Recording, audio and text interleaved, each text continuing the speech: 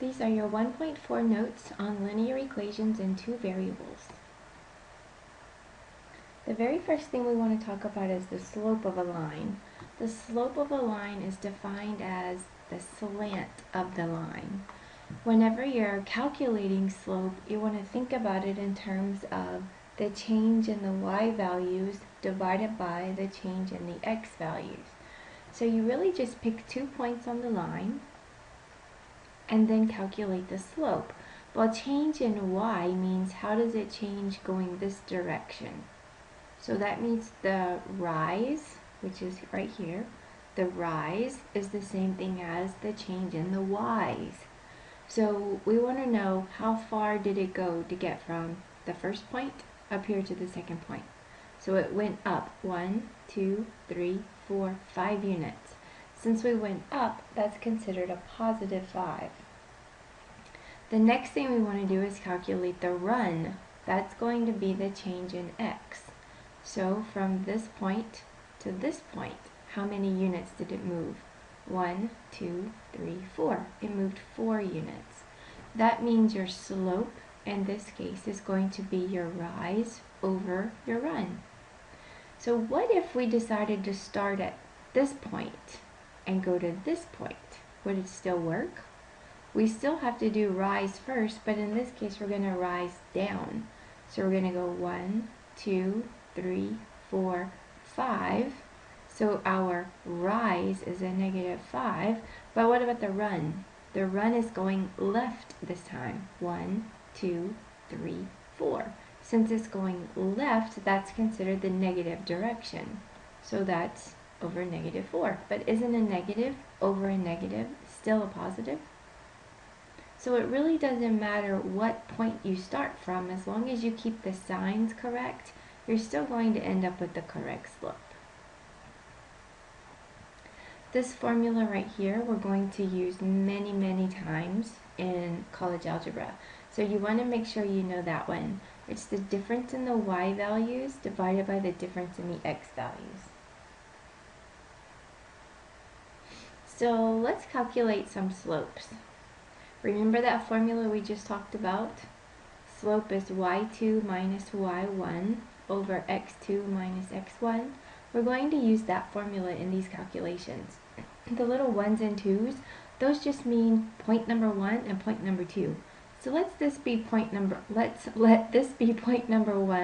and let's let this be point number 2. So we're going to have slope is equal to the y in point 2 minus the y in point 1 over the x in point 2 minus the x in point 1.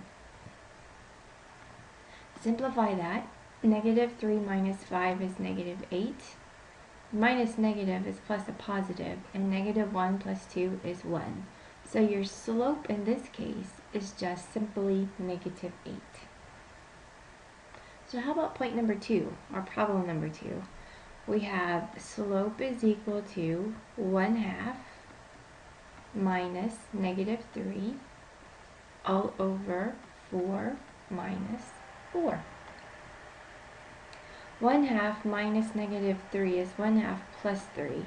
So we end up with 3.5. Divide it by 0. Is it okay to divide by 0?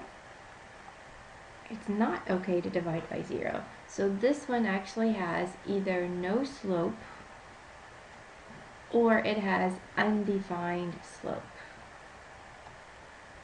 Either of those answers would be acceptable. What kind of line is that? If you were to graph those 2 points, 4, negative 3 is here, and then 4, 1/2 would be somewhere in here. So that would end up being this vertical line. I can't draw a very straight line on here. So that's a vertical line. So that right there is telling you that vertical lines have no slope because their x coordinates are always going to be the same.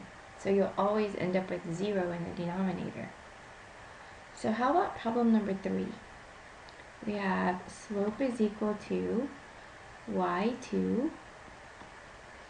Oops, I did that wrong. y2 minus y1 over x2 minus x1. If you subtract this out, you get 0 over negative 2.5, which is 0. So what kind of a line has a 0 slope? If we were to graph these 2 points, 1/2 would be about here, and then 3/4 would be about here. And then we have negative 2. Oop, I jumped the wrong way. Negative 2 and 3/4, somewhere in here. So what kind of line gives you a 0 slope? That would be a horizontal line. So these are the different types of slope you can have. You can have positive slope, which means your line rises from left to right. You can have negative slope, which means your line falls from left to right. You can have 0 slope, pretend like that's horizontal, okay? That would be a horizontal line. And then you can have undefined slope, which would be another line you have to pretend. This is a vertical line, okay? Now let's talk about different forms of linear equations. This form is called the slope-intercept form. Y equals mx plus b. In this form or formula, m represents your slope and b represents your y-intercept. Of course, you would want to write it in coordinate form, so it would be the point 0b.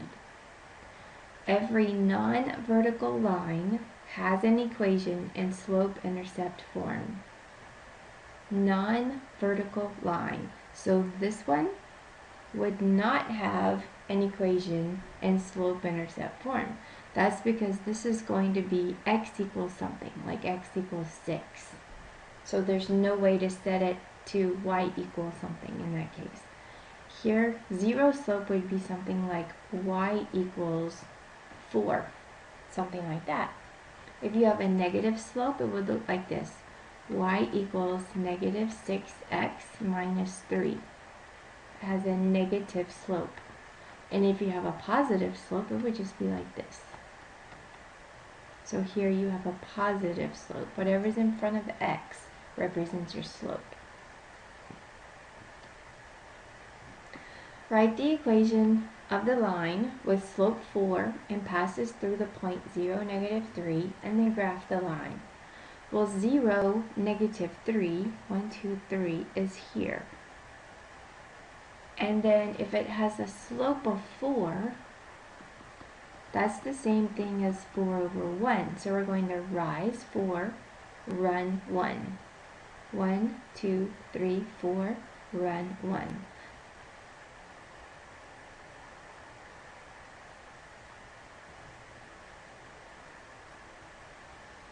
There we go. So we have this line. Now we need to come up with the equation of that line. Well, this is your y-intercept. So if you look at this form, we know everything that goes into this equation. Y equals m, it tells you that m is 4, and they tell you that the y-intercept is negative 3. So this is the equation of that line, and this is the graph of that line. Some more examples. Find the slope and y-intercept of the line with the given equation. So remember the form y equals mx plus b. To put it in this form, we just have to solve this equation for y. So let's go ahead and subtract 2x from both sides. That's 0. Negative 3y is equal to, make sure you put your x term first. So that way it looks like our form that we have up here. We need to get the y by itself, so we divide everything by negative 3. Let me just go ahead and do it like that. So we have y equals negative over negative is positive. So 2/3 x, and then we have positive over negative, which is negative. This is the equation in this form, but we're asked to find the slope. Slope is going to be 2/3 because of this right here. And your y-intercept is going to be the point 0, -2. So how about this example? We're going to subtract 3x from both sides. We have 5y equals -3x plus 15. And then divide both sides by 5. That's 1. So y is equal to -3/5 x plus 3. So your slope is -3/5, and your y-intercept is the point 0, 3.